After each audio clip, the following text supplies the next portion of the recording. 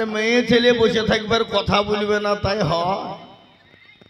তো আপনার মেয়ে ছেলে থাকবে, আপনি কথা বলবে না, বললেও বলবে। কি বুঝছেন আপনারা বলুন? দেখেন, মানা করার পরে শুনেছে, ওর গল্পও করি যাচ্ছে। হ্যাঁ এ বাবা, যে নারীরা রাস্তাঘাটে মাথায় কাপড় নাই, বুঝতে হবে সেই মেয়েদের লজ্জা শরম নাই। কথা কন। যে নারীরা রাস্তাঘাটে মাথায় কাপড় নাই, বুঝতে হবে সেই নারীদের লজ্জা শরম নাই। যে মেয়েরা রাস্তাঘাটে শরীর দেখায়, যে মেয়েরা রাস্তাঘাটে বডি দেখায়, লজ্জা না থাকিলে কি আর লজ্জা দেওয়া যায়? যে নারীরা রাস্তাঘাটে মাথায় কাপড় নাই, বুঝতে হবে সেই মেয়েদের লজ্জা শরম নাই। যে মেয়েরা সুর ঠুটে মুখে লিপস্টিক লাগায়, যে মেয়েরা ঠুটে মুখে রং লাগায়, লজ্জা না থাকিলে কি আর লজ্জা দেওয়া যায়? যে মেয়েরা রাস্তাঘাটে মাথায় কাপড় নাই, বুঝতে হবে সেই মেয়েদের লজ্জা শরম নাই। ঠিক না বেটা? জোরে বলুন। এটা আপনাদের মেদিনীপুরে নাই। একটা একটা করে বলবো, আস্তে আস্তে বলবো। আমি বক্তব্য শুরু করিনি, মাঠের লেভেল করছি। একটু বসেন, চলবে তো নাকি ইনশাল্লাহ? আচ্ছা, কে কে পালাবেন একটু হাত তোলেন।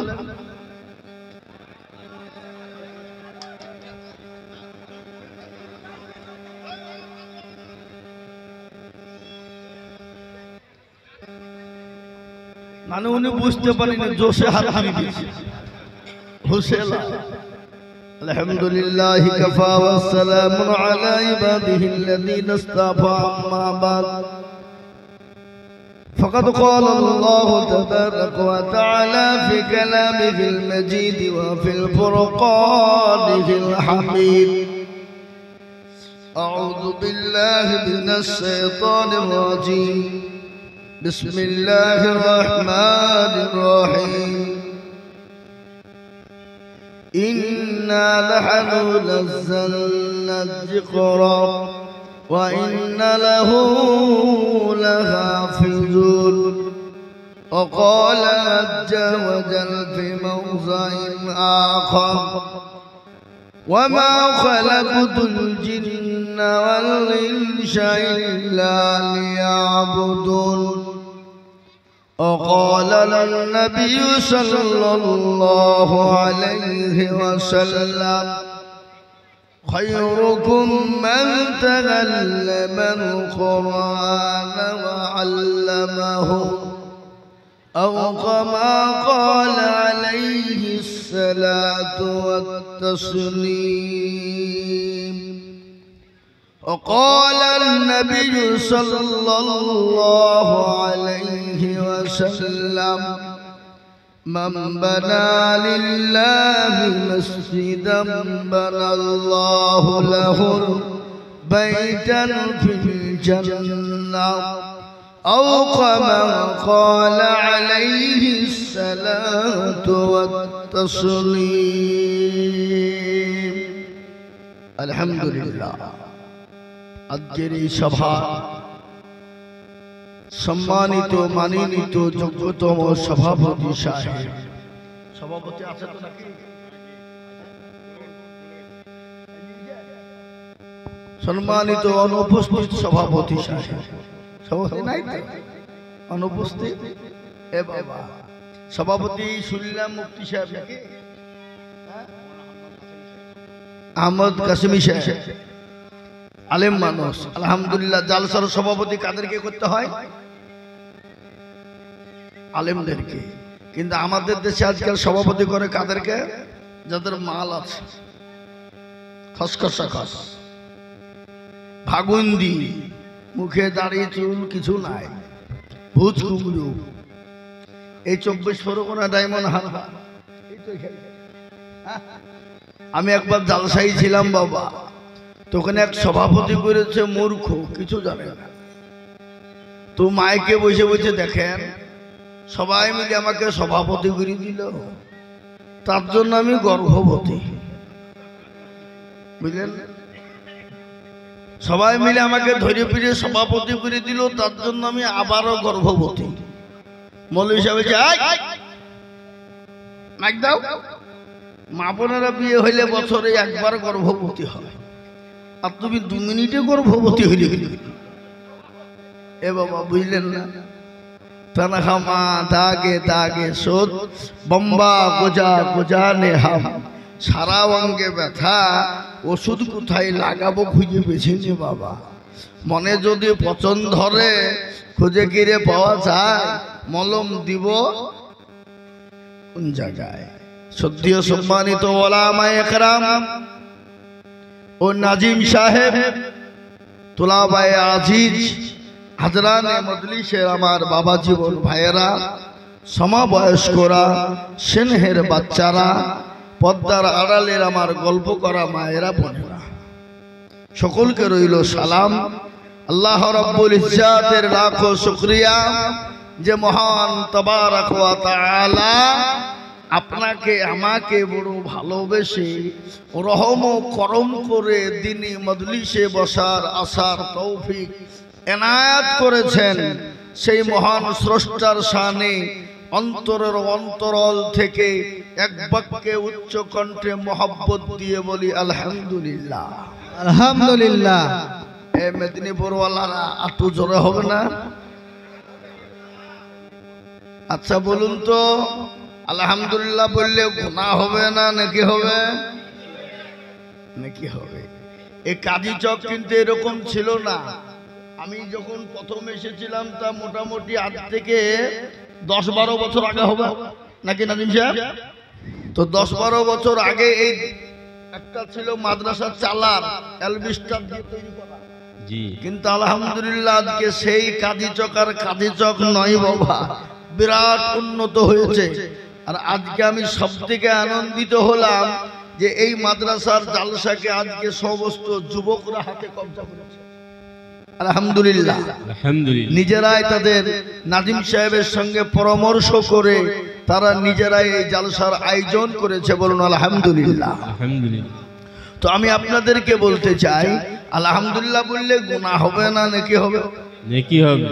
কেউ যদি একবার অন্তর থেকে আলহামদুলিল্লাহ বলতে পারে তো তার আমলনামায় 1000 নেকি লেখা হবে, আর 1000 গুনাহকে মাফ করা হবে। না আপনাদের কারো গুনাহ নাই নাকি? গুনাহ প্রতিটি লোকের আছে, আছে না নাই? নাজিম সাহেবের গুনাহ নাই, আমি আইজুল হকের গুনাহ নাই, প্রত্যেকটা মানুষের গুনাহ আছে, কিন্তু কারো কম কারো বেশি।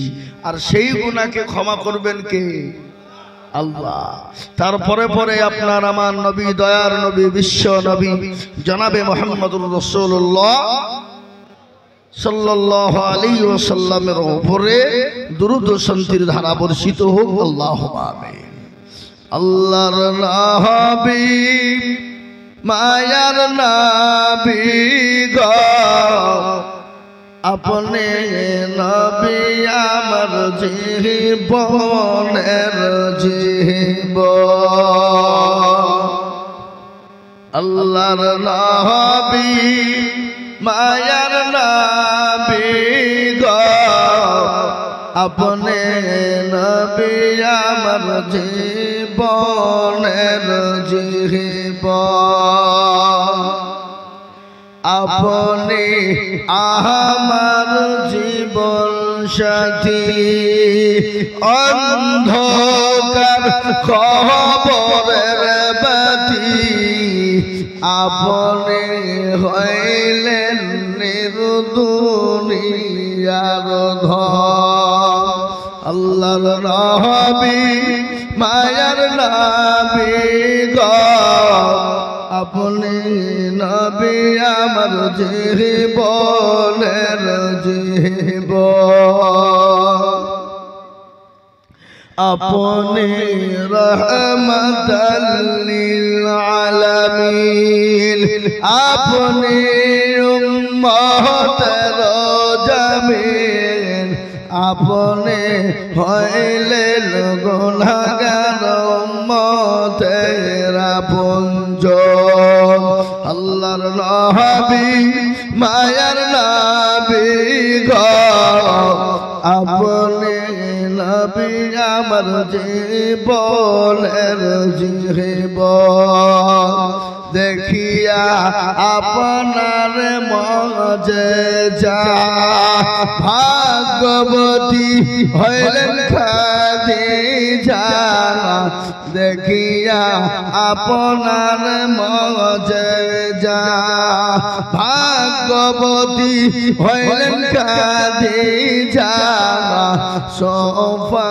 দিলেন জীবন যৌবন আল্লাহর নবী মায়ার নবী গো আপনি নবী আমার জীবনের জীবন মোহতারাম এই মজলিসের চতুর্দিকে ঘিরে নিয়ে দাঁড়িয়ে কারা ফেরেশতারা যখনই মজমা শেষ হয়ে যাবে ফেরেশতারা চলে যাবেন কার দরবারে জোরে বলুন না কার দরবারে আল্লাহ আল্লাহ তো সব জানে না আজকে কাজী চক মাদ্রাসায় জালসা হচ্ছে এটা আল্লাহ জানে না কি মনে হয় আপনাদের একটা রাস্তা দিয়ে পিঁপড়ে চলে গেলে খবর রাখেন কে আল্লাহ আর এত বড় একটা সভা এটা আল্লাহর নখদর্পণে থাকবে না এটা কি হয় বাবা কথা কন তার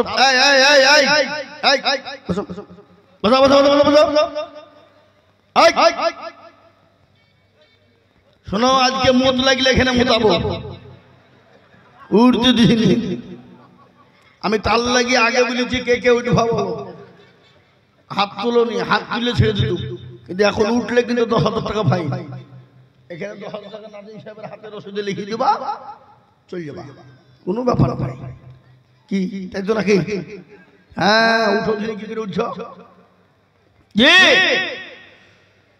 তো আল্লাহু আকবার তো আল্লাহ বলে যা ওই মজলিসে বসার কারণে জীবনের যত গুনাহ আছে আমি সব ক্ষমা করে দিয়ে জাহান্নাম হারাম করে জান্নাতকে ওয়াজিব করে দিলাম জোরে বলুন সুবহানাল্লাহ আর তো জোরে বলুন সুবহানাল্লাহ আল্লাহ কত বড় দয়ালু আগো আমাদের সবথেকে বড় দুশমন কে গো জোরে কোন আল্লাহকে বলছে আল্লাহ তুমি আমাকে শয়তান যখন বানিয়ে দিলি তো 3টে দিন দাও তো কি লবি বলে 1 নম্বর আমাকে তুমি কিয়ামত পর্যন্ত যেন আমার মৃত্যু না হয় হায়াত দাও দিলাম আর কি লবি বলে আল্লাহ আমাকে তুমি হুকুম দাও তোমার প্রত্যেকটা বান্দা বান্দিকে যেন জাহান্নামে নিয়ে যেতে পারি দিলাম আর কি লবি বলে আল্লাহ আরেকটা পাওয়ার দাও আমি গোটা সেকেন্ডের মধ্যে যেন গোটা পৃথিবীর জমিন ভ্রমণ করতে পারি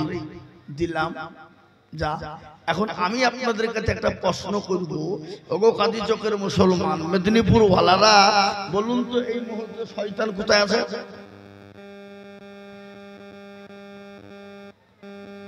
কেউ জানে না আমি জানি কোথায় এখনই আমেরিকায় শয়তান বুঝতে বলে কেন আমেরিকায় আজকে 24 দিন হয়ে গেল ক্যালিফোর্নিয়ায় আগুন জ্বলছে আপনারা জানেন তো কি জানেন না জানেন ওখানে শয়তান আছে ওখানে আগুন লাগিয়ে দিয়ে বসে আছে যা ঠেকা কি করে ঠেকাবে আজকে আপনারা জানেন তো 24 দিন হলো ক্যালিফোর্নিয়া আগুন জ্বলছে পৃথিবীর এগুলো মেশিন নাই পৃথিবীর কোনো যন্ত্র নাই পৃথিবীর কোনো ফায়ার ব্রিগেড নাই পৃথিবীর কোনো হেলিকপ্টার জল জাহাজ বিমান কিচ্ছু নাই যে ওই আগুন নিভাইতে পারে আল্লাহর মান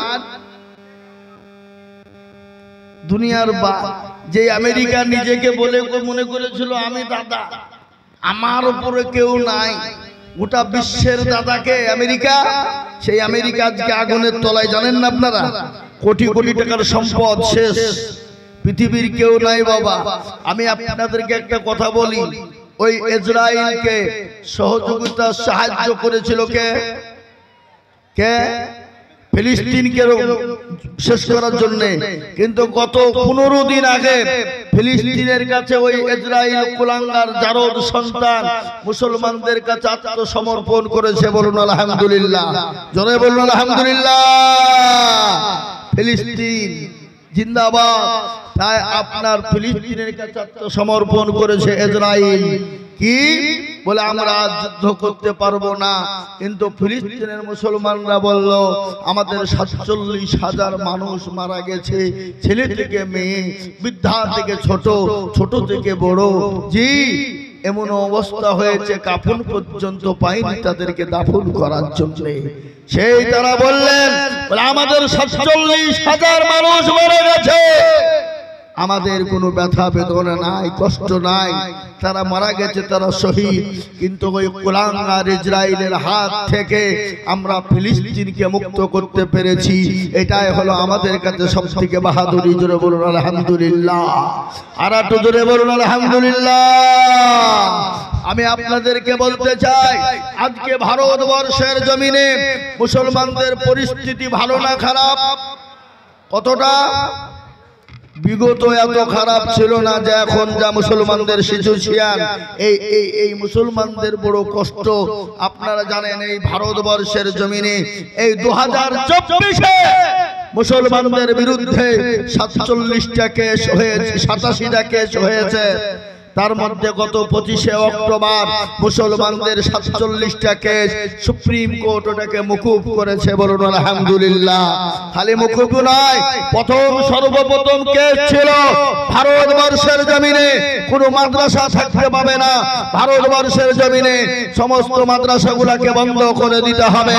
সুপ্রিম কোর্টে আইনজীবী যিনি ছিলেন, যিনি জজ মহোদয়, তিনি বলে দিলেন ভারতবর্ষের জমিনে কারো বাপের ক্ষমতা নাই যে মাদ্রাসা বন্ধ করে দিতে পারে। বলুন আলহামদুলিল্লাহ।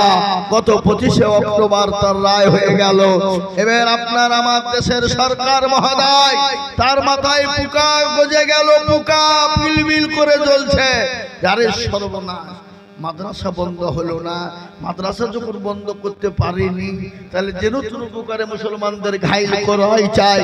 ঘাইল করার জন্য মুসলমানদের অকাব সম্পত্তিকে নেওয়ার জন্য উঠে পড়ে লেগেছে। জানেন তো আপনারা? কি জানেন না? জানেন না? আমি আপনাদেরকে বলতে চাই, ওই অকাব সম্পত্তি মুসলমানদের কাছ থেকে যদি চলে যায়, মুসলমানদের ধর্ম, কর্ম, ইবাদত, বন্দেগী সব ওই অকাবের সঙ্গে জড়িত আছে। আপনি আপনার মসজিদে আজান দিতে পারবেন না, আপনি আপনার বাপ মারা গেলে আপনি কবর খুঁড়ে মাটি দিতে পাবেন না। এখান থেকে কাগজ করে আপনাদের লোকাল থানায় পাঠাবেন, থানা থেকে কলকাতা যাবে, কলকাতা থেকে দিল্লি সুপ্রিম কোর্ট যাবে, সুপ্রিম কোর্ট থেকে আইন পাস হবে, তারপরে আপনি আপনার বাপকে মাটি দিতে পারবেন, নচেত আপনি পারবেন না। আজকে যেন কোনো প্রকার ওয়াকফ সম্পত্তিকে নিতে চায়, কিন্তু আমরা বলবো আমাদের জীবন এক বিন্দু রক্ত থাকতে প্রয়োজনে মাথায় কাফন বেঁধে হলো এই ওয়াকফের সম্পত্তিকে আমরা রক্ষা করবই। বলুন ইনশাআল্লাহ, চিলিয়ে বলুন ইনশাআল্লাহ। আমরা রক্ষা করব। আমাদের হাতে অস্ত্র নাই, আমাদের হাতে আইন নাই, আমাদের হাতে ক্ষমতা নাই, কিন্তু আমাদের হাতে আছেন কে? খেলোনা সমাজকার, हमें ना बर्बाद करना, हम किसी को बनी हुई है। আমাদেরকে খেলার পুতুল মনে করো না। আমাদের একজন স্রষ্টা আছেন, সে স্রষ্টার নাম কি? জোরে বলুন, আর তো চিলিয়ে বলুন কে? এই মুরব্বি, মুরব্বি, ও যাক, জি আমাদের স্রষ্টা আছে না নাই? জোরে বলুন না। আমাদের স্রষ্টা যিনি রব, যিনি প্রতিপালক, শক্তি কমে গেছে বুঝি, বুড়ো হয়ে গেছে? এ বাবা না, জাল্লা ছিল, আছে, আগামীতেও থাকবে। ইসলাম এবং মুসলমানদেরকে মিটিয়ে দেওয়া কিয়ামত পর্যন্ত যাবে না। চিল্লিয়ে বলুন ইনশাআল্লাহ, চিল্লিয়ে কর ইনশাআল্লাহ। বদরের প্রান্তে 313 জন সাহাবাকে নিয়ে আল্লাহর নবী তাইফের ময়দানে গেলেন। কাফের বেঈমান মুশরিক লক্ষাধিক ইসলামের বিজয় হয়েছিল, ইসলামের দামামা বেজেছিল, কলেমার দামামা বেজেছিল। আল্লাহ বললেন নবী গো আপনি মাথাটা উঠান, টেনশন করবেন না। ৫,০০০ ১০,০০০ পর্যন্ত ফেরেশতা দিয়ে হলো আজকে কাফের বেঈমানদের আজকে তাদের নাস্তে নাবুদ করে দিয়ে ইসলামের দামামা বাজিয়ে দেব। জোরে বলুন আলহামদুলিল্লাহ। আজ আমি আপনাদেরকে বলতে চাই, ওই আমেরিকা ক্যালিফোর্নিয়ায় আগুন জ্বলার পর থেকে প্রতিদিনের গড়ে আমেরিকাতে হাজার হাজার মানুষ কলমা পড়ে মুসলমান হয়ে যাচ্ছে। বলুন আলহামদুলিল্লাহ, একটু চিল্লিয়ে বলুন আলহামদুলিল্লাহ। কিন্তু আজকে আমি আপনাদেরকে বলতে চাই, আজকে মুসলমানদের দোষ আছে, আছে না নাই? কথা কন। আজকে যদি মুসলমান ঠিক হয়ে যেত, গোটা পৃথিবীর বেঈমানরা মুসলমানদের পায়ের তলে লুটুপুটু খেলতো না? আজকে মুসলমান নামাজ পড়ে, কোরআন পড়ে, আল্লাহ চিনে, রাসূল চিনে। আল্লাহ কোরআনে বললেন ওয়ামা খালাকতুল জিন্না ওয়াল ইনসা ইল্লা লিয়াবুদুন। আল্লাহ বলেন আমি তোমাদেরকে বানিয়েছি আমার ইবাদত বندگی করো রে বান্দা, এই জন্য তোমাদের বানিয়েছি, নচেত আমি করতাম না। কিন্তু আমাদের সমাজ মসজিদ আযান হয় হাইয়া আলাস সালাম, আর আমরা বললাম আমরা পারলাম না ইমাম আর পর্যন্ত দুজনেই চালাম। ঠিক না বেটি? জোরে বলুন। মুসলমান, আমাদের দেশের মুসলমানেরা 98% মুসলমান নামাজ পড়ে না। ক পার্সেন্ট পড়ে? ক পার্সেন্ট? 2%। কি 2% নাকি? ঠিক করে বলুন তো। 2% আপনাদের কি মনে হয় এই 2% লোকের নামাজ হয়? হয় না। 1% লোকের নামাজ হয় আর 1% লোকের নামাজ হয় না। বলে আপনি কি করে বললেন? বলে হুজুর আমি বলছি। বলে কি? বলে আত্তাহিয়াত জানে তো দুরূদ শরীফ জানে না, দুরূদ শরীফ জানে না তো দোয়া কুনুত জানে না, দোয়া মাসুরা জানে না, দোয়া সানা জানে না। ইন্না তাইনা কুল দেখা যায় তার মধ্যেও 20টা ভুল। কোন ঠিক না বেঠিক? কোনদিন নাজিম সাহেবকে বলে নাই হুজুর আপনি তো আমাদের নাজিম, একটু কোরআনটা ঠিক করে দেন, নামাজটা ঠিক করে দেন? জীবনেও বলে না। কেন বলে না? দেখছে যদি বলতে যায় তাহলে আমি ছোট হয়ে যাব, মাথা নত হয়ে যাবে, আমি মৌলবীর কাছে মাথা তুলে কথা বলতে পারবো না। আর আমাদের নাজিম সাহেব ইনিও কোনোদিন কাউকে ডেকে বললেন, আমি নাজিম সাহেবকে দিয়ে বলছি কি চাচা আসুন একটু নামাজটা ঠিক করে দিই, কোরআনটা ঠিক করে দিই। নাজিম সাহেবও বলে না। কেন? বলে তোদের ভাগ্য ভালো, আমি ওযু করে নামাজ পড়াই, বেশি কায়দা করলে বিনা ওযুতে নামাজ চালিয়ে দিব। কি বুঝতে পারলেন না? পারলেন না? কেন? আজকে ইমামদের মান নাই, ইজ্জত নাই, সম্মান নাই, আলেমদের সম্মান ইজ্জত নাই। আজ এই জন্য আমাদের দোয়াও কবুল হয় না, নামাজও কবুল হয় না। আজকে আমাদের দেশের ছেলেরা, যুবকরা শুনে নাও, রাত্রি 12টা 1টা 2টো পর্যন্ত ফ্রি ফায়ার পাবজি গেম খেলো। কিন্তু ইসলামের জন্য তোমরা ভাবনি? আজকে ইসলাম এমনি আসেনি, রক্তের বিনিময়ে এসেছে, সাহাবাদের জীবনের বিনিময়ে এসেছে। বিবিকে বিবাহ করে দিয়েছে, সন্তানকে এতিম করে দিয়েছি।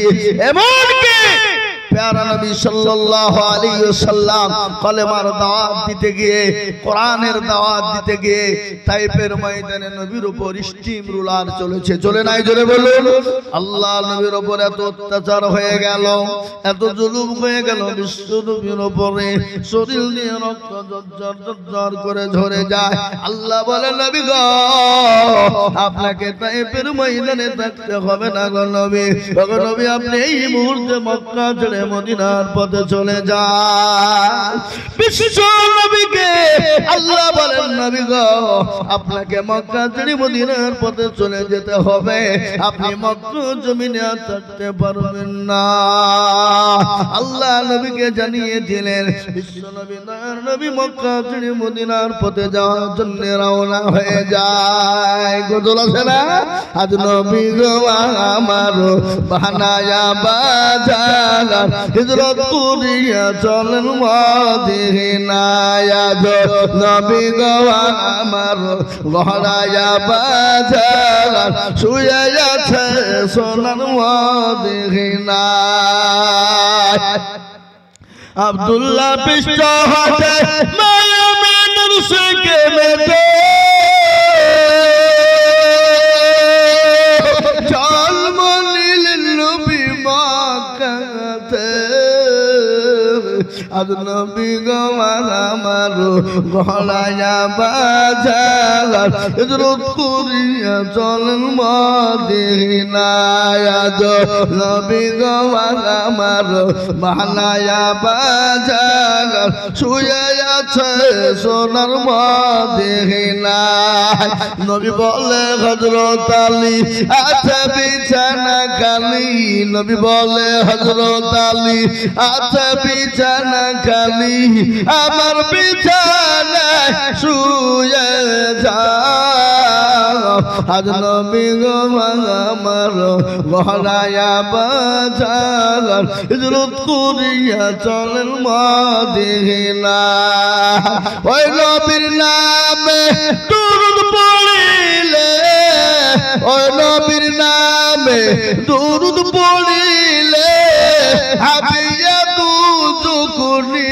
ভেজা আজ নবী গো আমার গলায়া বাজার হিজরত করিয়া চলেন মদিনায় আজ নবী গো আমার বানায়া বাজার হিজরত করিয়া চলেন মদিনায় মুসলমান দরদি বিশ্ব নবী মক্কা ছেড়ে মদিনার পথে যাওয়ার জন্য রওনা হয়ে যাবে কাফের বেঈমানরা নবীকে যেতে দেবে না বলুন তো মারনে ওয়ালা কে আরো জোরে বলুন কে জিন্দা রাখনে ওয়ালা কে আল্লাহ যদি মারেন পৃথিবীর কেউ নাই তাকে বাঁচিয়ে রাখতে পারে আল্লাহ যদি বাঁচিয়ে রাখে পৃথিবীর কেউ নাই তাকে মেরে দিতে পারে পারে গো কথা কন আচ্ছা বলেন তো এই মৃত্যুর দায়িত্ব কার হাতে